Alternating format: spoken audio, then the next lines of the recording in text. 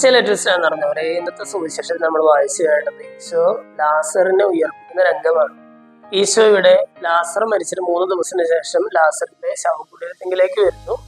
അപ്പൊ ഈശോ പറയുകയാണ്, ആ കല്ല് ഉരുട്ടി മാറ്റും എന്ന് പറയുകയാണ്. അപ്പൊ ചുറ്റുമുള്ള സഹോദരിമാരെല്ലാം പറയുന്നുണ്ട്, ലാസറിന്റെ സഹോദരിമാരടക്കം പറയുന്നുണ്ട്, മരിച്ചിട്ട് 4-ാം ദിവസമാണ്, ഇപ്പോൾ ദുർഗന്ധം ഉണ്ടായിരിക്കുമെന്നൊക്കെ പറയുന്നുണ്ട്. ഈശോ പറയുകയാണ്, നിങ്ങൾ ആ കല്ലെടുത്ത് മാറ്റും. അല്ല, കല്ലെടുത്ത് മാറ്റിയതിനു ശേഷം ഈശോ ലാസറിനെ ഉയർപ്പിക്കുന്നു. എന്നിട്ട് ഈശോ അവരോട് പറയുകയാണ്, അവന്റെ കെട്ടുകൾ അഴിക്കുവിൻ, പോകട്ടെ എന്ന് പറയുകയാണ്.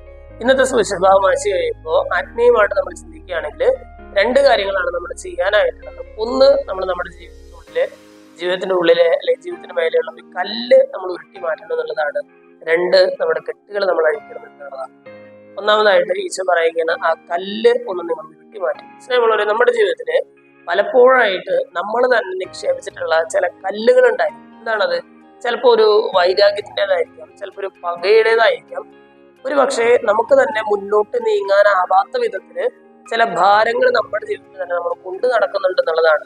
ലാസറിന്റെ ശവകുടീരത്തിൽ ഈശോയ്ക്ക് അത്ഭുതം പ്രവർത്തിക്കാനായിട്ട് ആദ്യം ഈശോ പറഞ്ഞത് എന്തായിരുന്നു? കല്ലെടുത്ത് മാറ്റുക എന്നുള്ളതാണ്. എന്ന് പറയുന്നത് പോലെ നമ്മുടെ ജീവിതത്തില് ദൈവത്തിന് പ്രവർത്തിക്കാനായിട്ട് ആദ്യം നമ്മൾ ചെയ്യുന്നത്, നമ്മൾ തന്നെ കൊണ്ടു നടക്കുന്ന ചില ഭാരങ്ങളുണ്ട്, ചില പകയുടേതായിട്ടുള്ള വിദ്വേഷത്തിൻ്റെതായിട്ടുള്ള ചില കല്ലുകളുണ്ട്, നമ്മൾ ഉരുട്ടി മാറ്റണം എന്നുള്ളതാണ്. രണ്ടാമതായിട്ട് ഈശോ പറയുകയാണ്, നിങ്ങൾ തന്നെ അവന്റെ കെട്ടുകൾ അഴിക്കും പോകട്ടെ എന്ന് പറയുകയാണ്.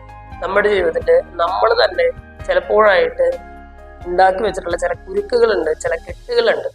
ഈശോ പറയുകയാണ്, ആ കെട്ടുകൾ അഴിക്കുക, എന്നാലാണ് നമുക്ക് സ്വതന്ത്രമായിട്ട് മുന്നോട്ട് നീങ്ങാനായിട്ട് സാധിക്കുകയുള്ളൂ. സ്നേഹമുള്ളവരെ, ഈ നോമ്പ് കാലഘട്ടത്തിന്റെ അവസാന ആഴ്ചയിലേക്ക് നമ്മൾ പ്രവേശിക്കുന്നു. പ്രത്യേകിച്ച് പീഡാനുഭവ വാരത്തിലേക്ക് നമ്മൾ നടന്നെടുക്കുന്ന സമയത്ത് ഈശോ നമ്മളോട് പറയുന്ന വളരെ വിലപ്പെട്ട 2 ഉപദേശങ്ങളാണ്. ഒന്ന്, നിങ്ങളുടെ ജീവിതത്തിന്റെ മുകളിൽ നിന്നും ആ ഭാരം എടുത്തു മാറ്റുക, കല്ലെടുത്ത് മാറ്റുക.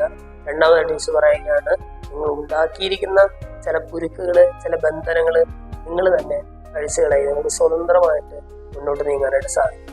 ഈശോ പറയുന്ന ഈ ഉപദേശത്തിനനുസരിച്ച് മുന്നോട്ട് നീങ്ങാനായിട്ട് നമുക്ക് സാധിക്കട്ടെ. നിങ്ങൾ എല്ലാവരും ഈശോ പ്രദമായിട്ട്